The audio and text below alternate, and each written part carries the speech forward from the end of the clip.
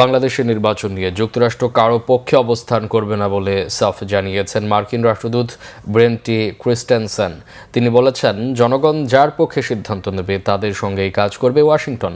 নির্বাচনে দেশটি পর্যবেক্ষকও দেবে না। প্রধান নির্বাচন কমিশনারের সাথে বৈঠক শেষে এমনটা জানান মার্কিন রাষ্ট্রদূত। এ বিষয়ে ইসি সচিব জানান, নির্বাচনের মাঠে আইনশৃঙ্খলা বাহিনী দায়িত্বের বাইরে অতিরিক্ত কিছু করছে কিনা সে সম্পর্কেও মার্কিন রাষ্ট্রদূত জানতে চেয়েছেন।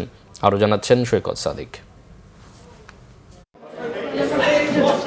আসন্ন ত্রয়োদশ সংসদ নির্বাচনকে সামনে রেখে বুধবার দুপুরে আগারগাঁওয়ে নির্বাচন ভবনে প্রধান নির্বাচন কমিশনার এএমএম নাসির উদ্দিনের সঙ্গে বৈঠক করেন ঢাকায় নিযুক্ত মার্কিন রাষ্ট্রদূত ব্রেন টি ক্রিস্টেন।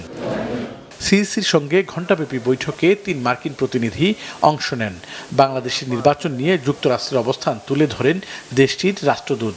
গণমাধ্যমকে তিনি বলেন, কোনো পক্ষে নয়, জনগণের ভোটে নির্বাচিত সরকারের সাথে কাজ করবে যুক্তরাষ্ট্র।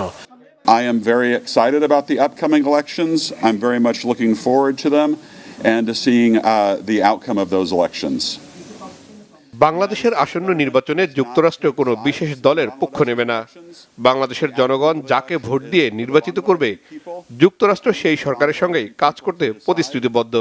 We are prepared to work with any government who the Bangladeshi people elect to represent them going forward. বৈঠক প্রসঙ্গে কমিশনের সিনিয়র সচিব আক্তার আহমেদ জানান, পর্যবেক্ষক নয়, বরং ঢাকা, চট্টগ্রাম, সিলেট ও খুলনা 4টি অঞ্চলে নির্বাচন দেখতে যাবেন দূতাবাসের নিজস্ব প্রতিনিধিরা। ওনারা বলেছেন যে এরকম 4টা জায়গায় ওনাদের দূতাবাস থেকে প্রতিনিধি দল যাবেন দেখার জন্যে, এবং সেটার ব্যবস্থাটা কি, এবং ওনারা ইন্ডিপেন্ডেন্টলি যাবেন, তালিকাভুক্ত অবজারভার সেটাতে না, ওনাদের মতন যাবেন। সেখানে আমরা বলছি যে তোমরা যাবে, অসুবিধা কি। সার্বিক ব্যবস্থাপনার মধ্যে ওনাদের বেশি কৌতূহল ছিল পোস্টাল ব্যালট নিয়ে।